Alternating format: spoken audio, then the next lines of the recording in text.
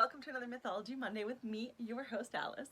Today we are going to talk about one of my favorite creatures in the Mythology Monday series, and that is Hellhounds.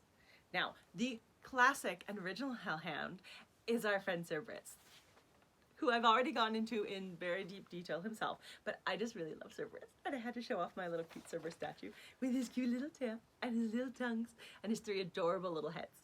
So we'll just put him over here on top of this pile of advent calendars. So Hellhounds are, I love Cerberus, I love all that. And I also just want to take a minute to apologize because I film these videos in batches. So I come up with 3 or 4 weeks worth of video material for all of the videos I post in a week. And I'm apologizing for that because for the next couple of weeks, half the videos I will be blonde in, half I will have blue hair. Because in preparing for a conference I'm going to on Sunday, it's Friday right now, but I'm preparing for the conference I'm going to, I recorded half the videos in this set, and then I got busy and didn't record the second half, and now I've dyed my hair blue. So there's going to be a couple of weeks where half the videos in that week I will have blue hair, and half the videos I will be blonde. So, yeah. That's the explanation behind that. Now, let's move back on to Hellhounds, because Mythology Monday, that's why you're here, not talk about my blue hair. All right, Hellhounds.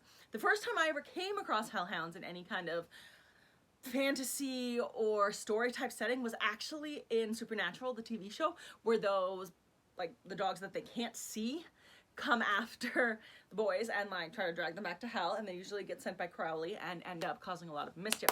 I love that concept. And then I kind of wanted to find a way to work that into my fantasy series, the idea of these monster dogs that are from hell, that are terrifying and horrible creatures. So I started digging into mythologies and histories a little bit.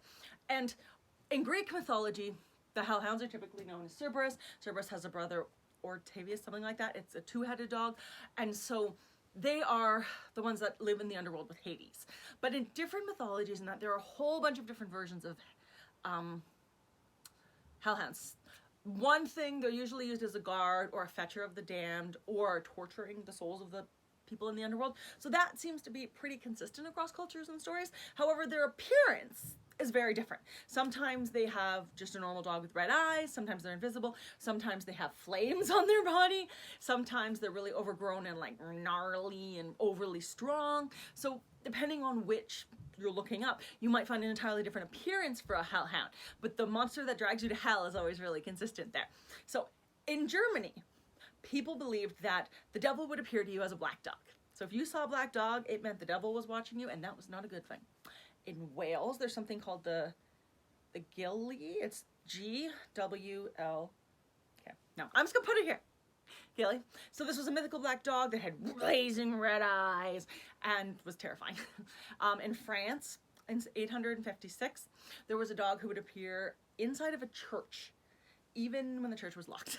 So a lot of people thought that this dog may have been some kind of a devil or something like that, but it would appear and disappear just randomly inside a church, which is the weird part. In Scandinavia, the Grim, or the Gram, is a blood-stained dog, and it's associated with guarding the gates of hell as well and the underworld. And then in Latin America, there are black hellhounds with red eyes, and in many of the cultures, they're thought to be a devil or a sorcerer in disguise. So, you know how I am a sorcerer, so I like that idea. And then in Greece, again, mythology, Cerberus, we have our little puppy.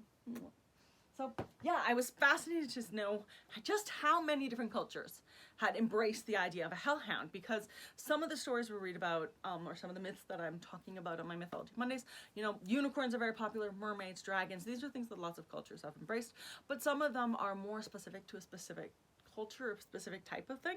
And so it's really fun to find that this one has so many different stories spread out through all these different cultures, all these different parts of the world, and the appearance of them are so varied as well. It was really fun to think about, so it gave me a whole lot to work with when I was putting Hellhounds in my story. And I'll be honest with you, they do appear in my book at least once, and they're going to appear in book 2. So that's the next one that's coming out, so they are on their way to you now.